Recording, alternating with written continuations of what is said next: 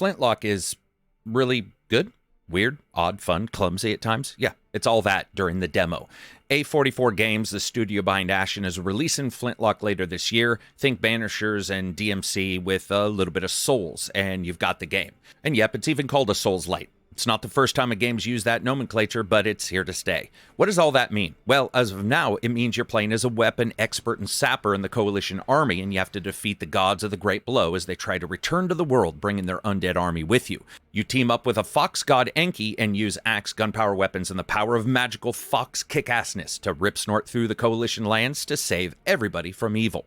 Now, it starts out with Nor, the main character, crossing a major battlefield after most of it's over, and then with a quick plot point, pushing you into conflict with a zombie and ghoul-like bad guy army. There wasn't a ton of exposition here other than a cutscene at the starting in this preview content, and that's fine because I don't want to spoil or anything.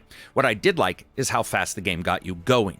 Combat tutorials showcasing Nor's skill with a firearm and axe right away, because she's a sapper, of course, and you quickly learn that block, parry, and combo styles of gameplays that you're familiar with work here. It's a somewhat fast system, at first especially, that gets a good deal better after you purchase a couple skills. While parry works as you pretty much expect, it's the Flintlock, the game's namesake, that has some interesting facets.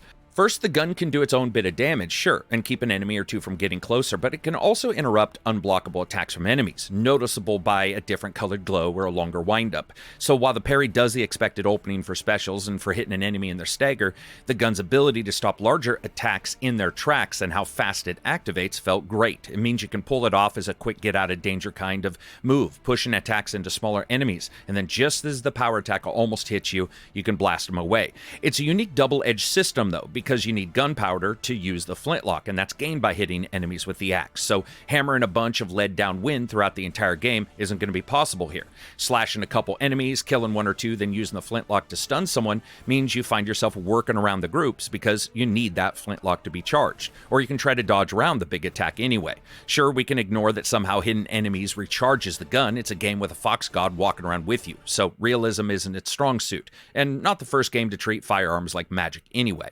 But Flintlock also has you recruit other characters in the game to work with you. I'll get to that in a moment, because the one that mattered the most in the demo is the first one you get, and that's Enki. He's another god here to help you, at least so far, with protecting the world.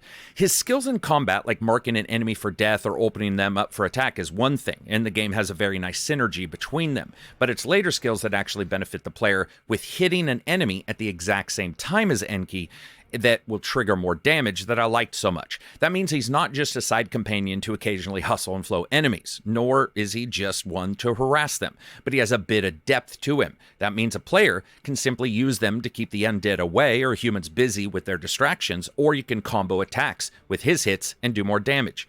Later skills also give you air dodges using gunpowder as well, like a mini rocket-assisted popcorn, as well as dashes and otherwise. Now with each kill, enemies drop reputation, pretty much experience that you collect and use to upgrade skills.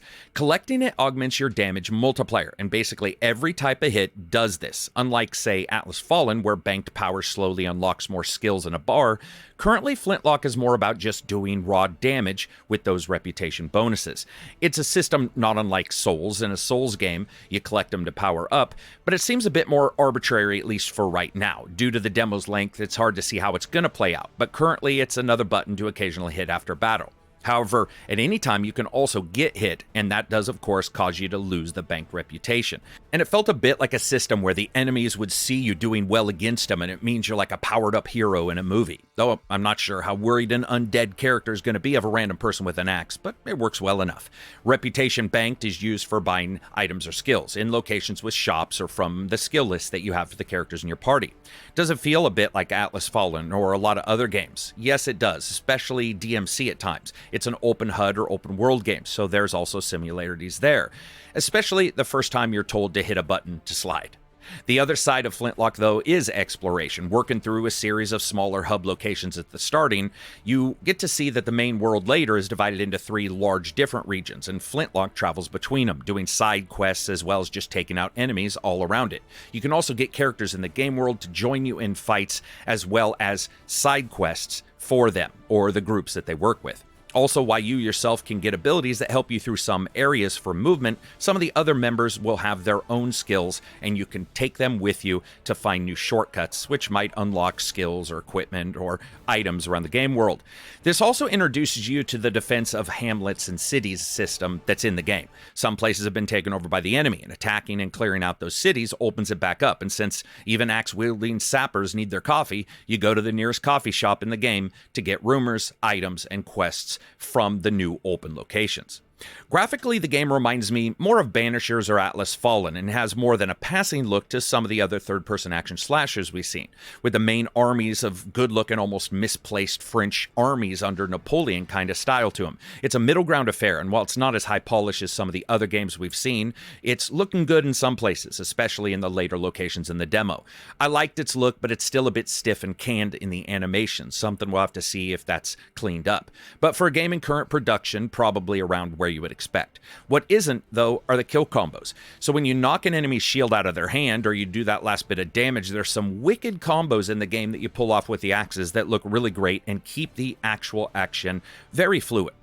What's also fluid is the voice work, especially for Enki. See, listen, every Tom, Dick, and Harry talking gauntlet these days sounds like some tweener who just binge-watched a bunch of TikTok videos, dropping edginess and one-liners every 3 seconds.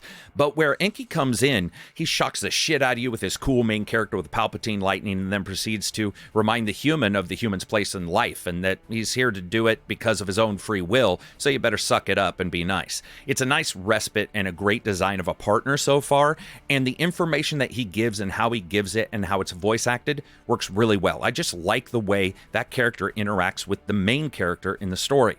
Sadly, a lot of the game's other character voices had some leveling and mixing issues in this demo. Nothing terrible, but at times it was a bit harder to hear, and while the sounds are good so far, they're a little bit bog standard, but that'll likely grow as the game is played more. It's best not to expect a God of War here, and especially check out the demo if you get a chance. This is a mixture of action DMC style and Dark Souls with a collection of systems slowly growing energy to augment damage or buy items and skills. Flintlock is solidly its own game though, and even after a couple hours I had with the demo, it certainly doesn't feel like a great deal of other games. It is trying to do its own thing, and it's got that mishmash actually working quite well together. We'll just have to see if that can hold it throughout the entirety of the game. But so far, it was a very enjoyable demo. I'd like to know what you guys think. Give it a thumbs up if you like the video. Check out the Patreon. Check out the podcast. Peace out.